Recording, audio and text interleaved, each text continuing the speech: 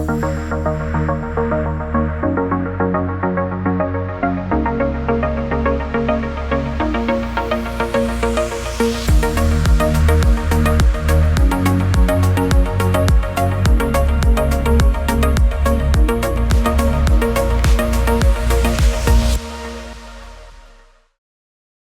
everyone. I'm delighted to join you at this 2021 Toronto Global Forum.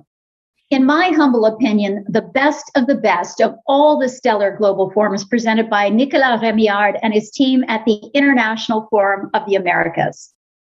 Last year, we spoke about resiliency, asking how our interconnected global economies were going to endure massive disruptions caused by the pandemic. This year, we're taking on a more optimistic tone, choosing instead to focus on global prosperity. Thanks to amazing scientific progress on vaccines, new standards around masks and sanitation, a way out of the pandemic feels within reach, with recovery on the horizon. But the speed, scale, and nature of that recovery is yet to be seen. Today's sessions focus largely on that question of what the future looks like. You've heard experts talk about what may come from crypto, net zero, inclusive capitalism, and more. Well, the future is also being heavily shaped by today's global finance leaders, people who are using this moment of disruption to reimagine our understanding of value in today's markets, governments, and financial institutions. One such leader is my guest for this session, CEO of Bridgewater Associates, David McCormick. David has a CV like none other, with a unique mixture of military, economic, and public service experience. David was a U.S. Treasury Undersecretary for International Affairs in the George W. Bush administration, a position he held during the pivotal 2008 global financial crisis. He's also had senior roles on the U.S. National Security Council, Department of Commerce, 2 publicly traded software companies, and today he leads one of the world's largest hedge funds, Bridgewater Associates. I thought the following quote from Bridgewater's website perfectly sets the tone for our conversation with David. Bridgewater's perspective is, while the pandemic was an accelerant, we believe this shift was inevitable, and that the key elements of this new environment will remain long after the virus passes.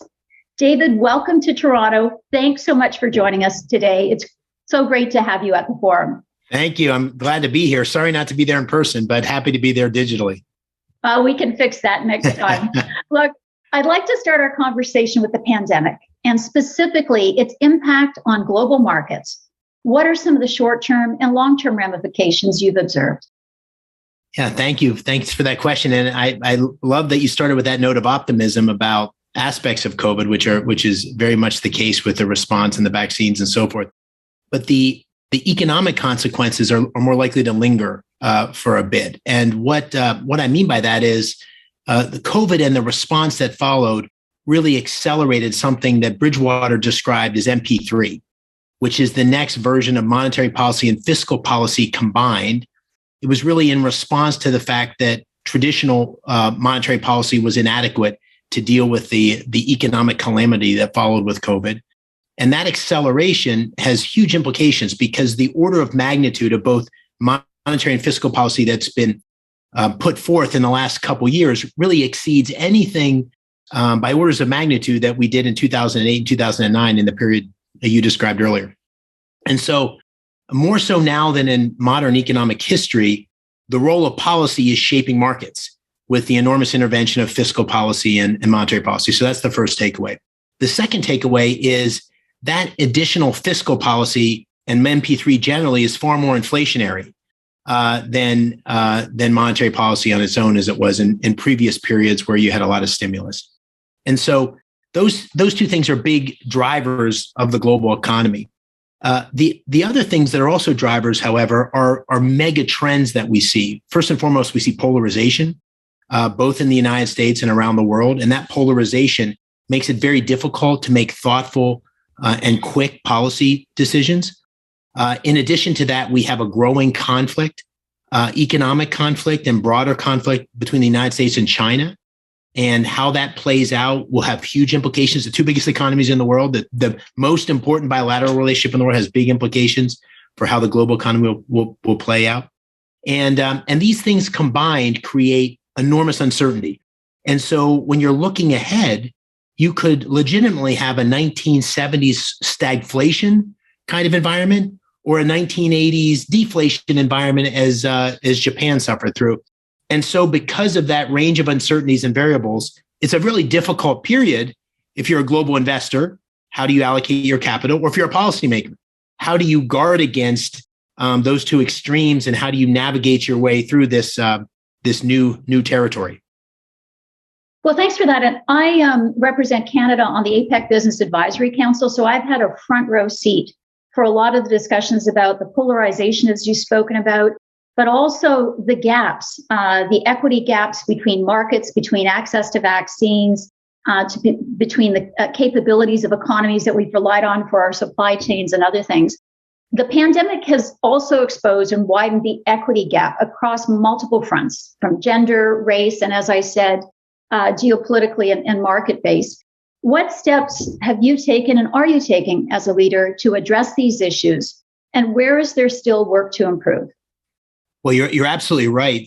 We saw this in the period between 2008, 2009 and the present period, where you had all this enormous stimulus, and that stimulus for those who held assets were the huge beneficiaries, because over the last decade, those who had assets were the beneficiaries of the rise in assets, and those who didn't have that benefit. And so you have this widening gap in wealth, and that's been further accelerated, and as you said, highlighted by what happened in COVID, access to the vaccines and all the other the things you're describing. And I would characterize that as a huge opportunity gap that exists within our society. And that's one of the root causes of the polarization that I described earlier in the United States, which I obviously know the best.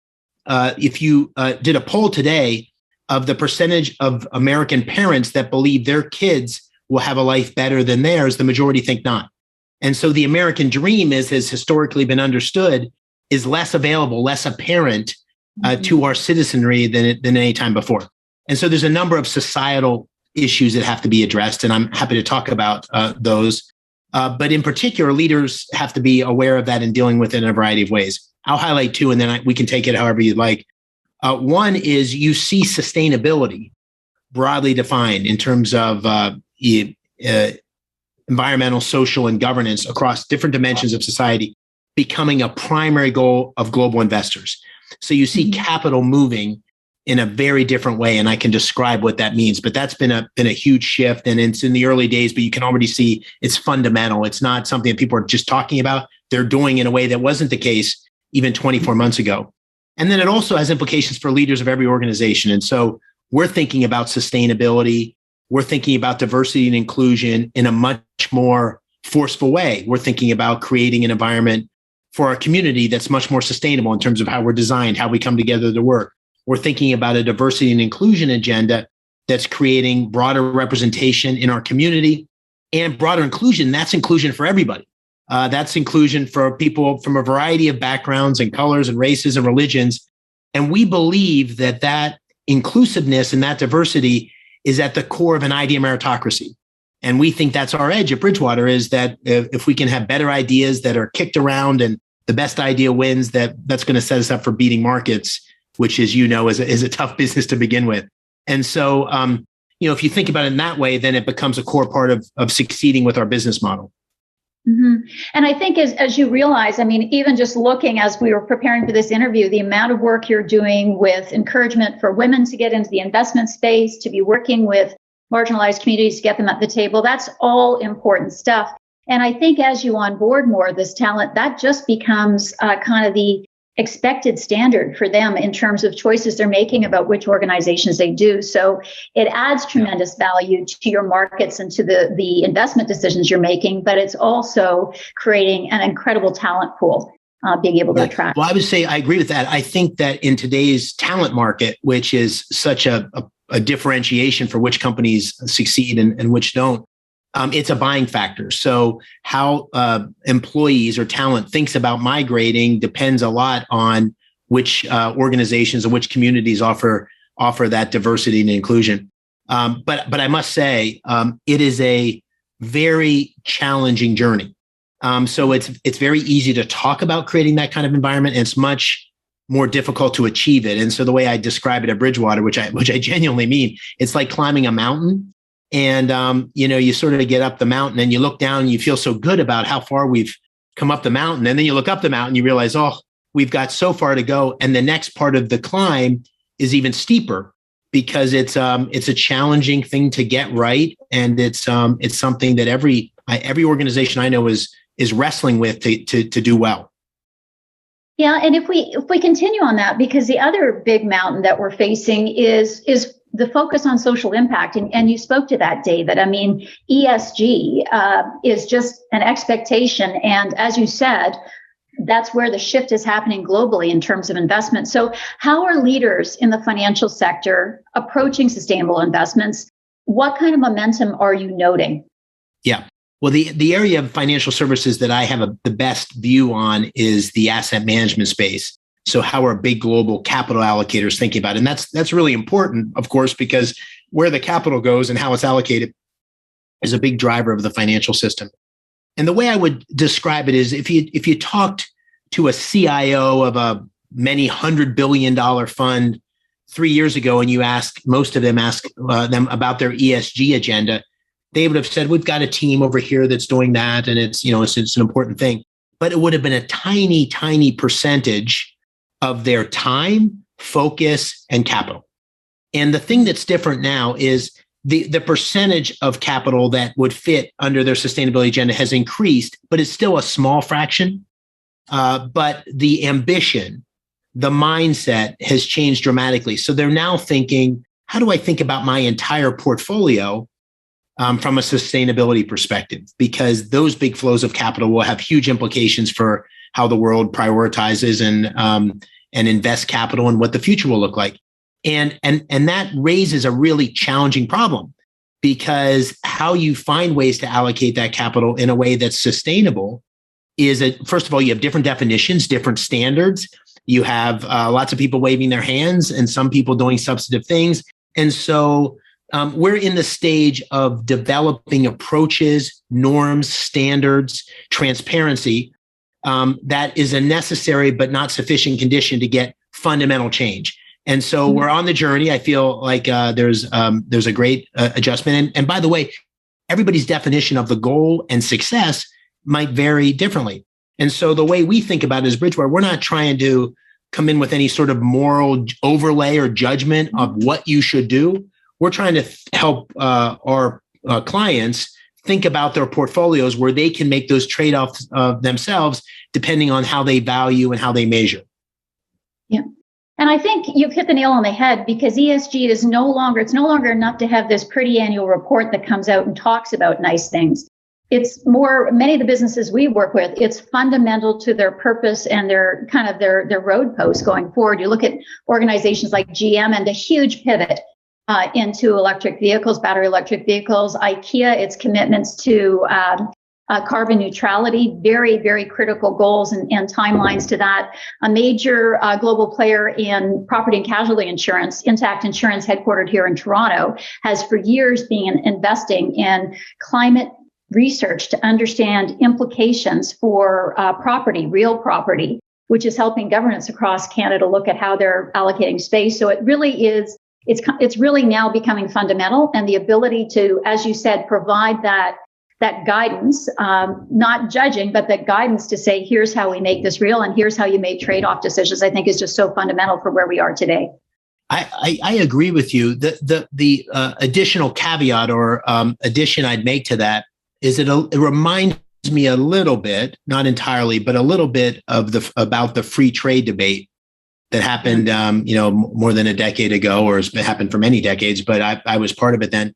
And I think one of the things that we undervalued, underpriced, didn't really think through adequately was how the benefit of the commons may create pockets of cost, disruption, discontinuity disadvantage for subsectors of the economy, subsectors of society.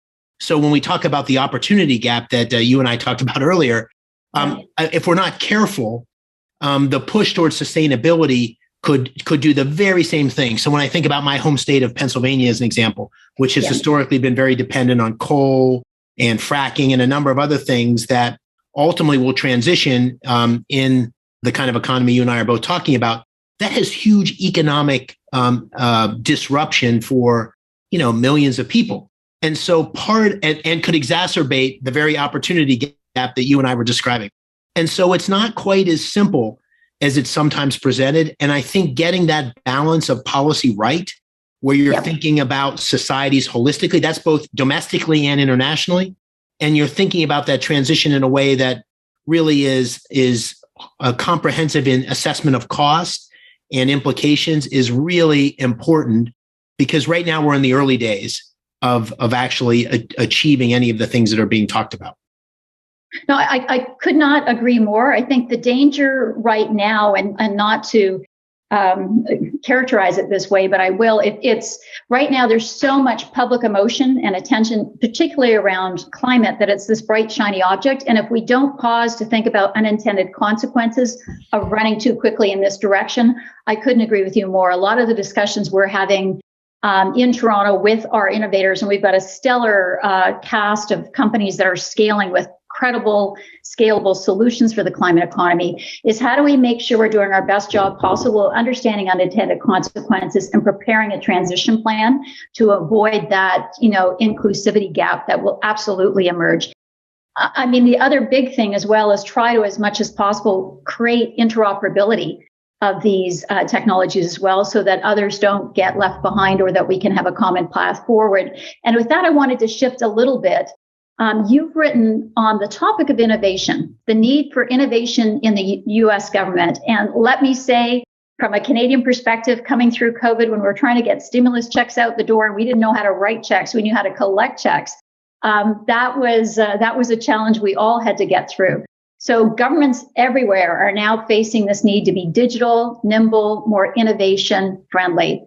Why is this such a necessity now? And what needs to happen, public sector, private sector, to really move this forward? Yeah, thanks for that question. Well, I think the focus that I put on it really is reflective of our moment, and I think we really are as a country. Maybe is more broadly than that, but just from a U.S. perspective, we're at a crossroads. Productivity has stalled. The opportunity gap that I mentioned earlier is growing. U.S. technology, in relative terms, has lost its relative leadership compared to other parts of the world, particularly China. Its military leadership. So America's leadership in relative terms is we're losing relative positioning, and it's a moment. It's a moment for reflection and renewal. It would be the way I describe it. And I guess most disturbing of the moment is also the national trust in leadership is fraying. And so, my best assessment would be to say, hey, we've been here before. This is part of the American system where you're constantly reinventing yourself. And the period we're having now feels a lot like the 70s in some ways, right before, the 80s, which began the best, most productive 30 to 40 years in American history. But to do that, we're going to have active leadership. And active leadership on a renewal agenda that's really at the core of that is innovation. And I'm from Pennsylvania. I grew up outside of Scranton, but I spent most of my life in Pittsburgh, or most of my working life. And Pittsburgh's a great example of that kind of renovation. If you stand up on Mount Washington looking down at Pittsburgh, you'll see where all the steel mills were. And 50 years ago, during World War II, the World War II period, the United States and Pittsburgh produced more than the steel of all the Axis powers. So it was the big manufacturing hub of the world. And yet today, if you look, you wouldn't see a steel mill because they've largely been replaced. And what you'd see over the hill is Carnegie Mellon and the digital economy, and University of Pittsburgh Medical Center and robotics. And you'd see Google's headquarters in Uber. And that city has completely reinvented itself. And that reinvention really is a byproduct of a focus on great education and institutions like Carnegie Mellon. It's a focus on R&D. It's a focus on skilled immigration, where we've got some of the best talent in the world that comes there, workforce development. And so that holistic agenda for that innovation hub of Pittsburgh is really something that needs to be adapted at the national level. And I think there's a reason to believe that there's a path to doing that. Yeah, it's a fabulous playbook.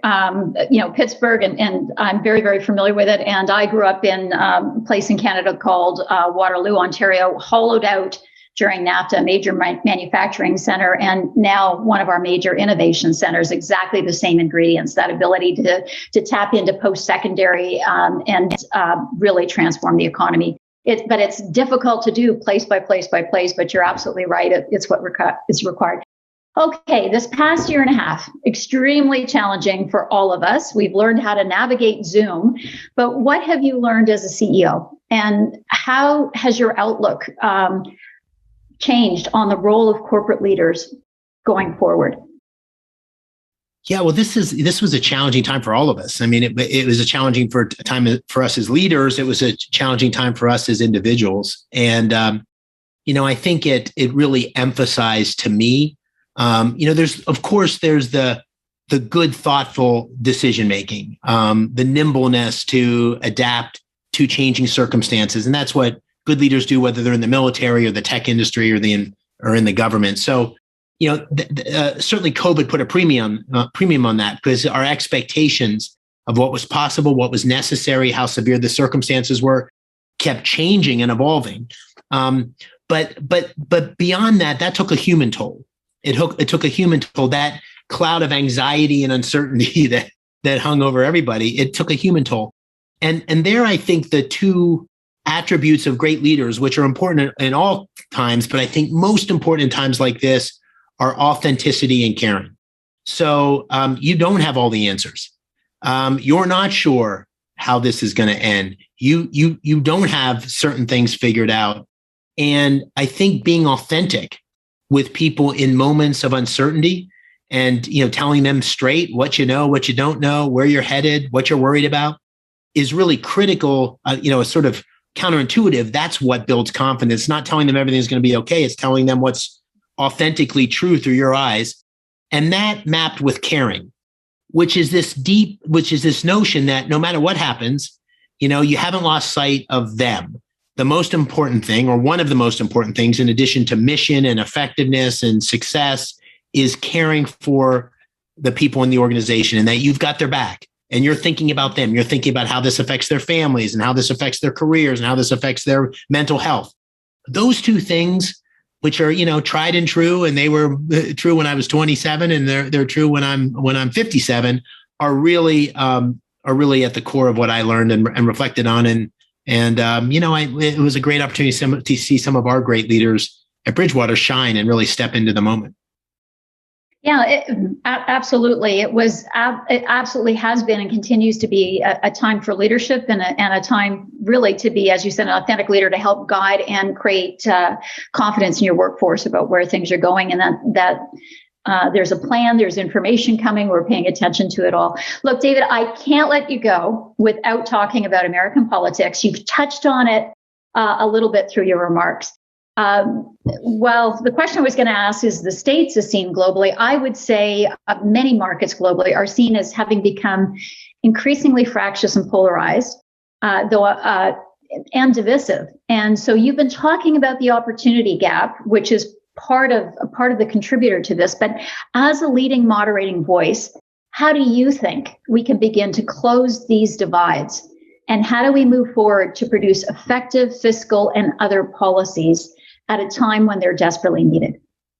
Yeah, well, you're right about the polarization. And, in my lifetime, in my adult lifetime, it certainly feels, more significant than I can ever remember it. In American history, there's certainly been very polarized moments, and this would be just one of them. There have been many. And that's one of the great things about our democracy. It's self-correcting. It ebbs and flows, but self-correcting. What's concerning about this moment is that you have extremes on both sides. If you did polling of those extremes, they would both view the other side as a clear and present danger to the future of the country. And it's really hard to build unity around the direction of the country with that kind of division. And I think it's probably going to have to be a portfolio of things that leaders do. I don't think there's going to be a single answer that really jumps out. There's two things that I suggest that are kind of drawn from my own life experience. The first one is the power of national service as a way to bring the country together, to bring the people together. I served in the military, grew up in a small town in Pennsylvania, very homogenous. I ultimately served in the Army, and my unit had people of all race and religion and backgrounds, north, south, rich, poor.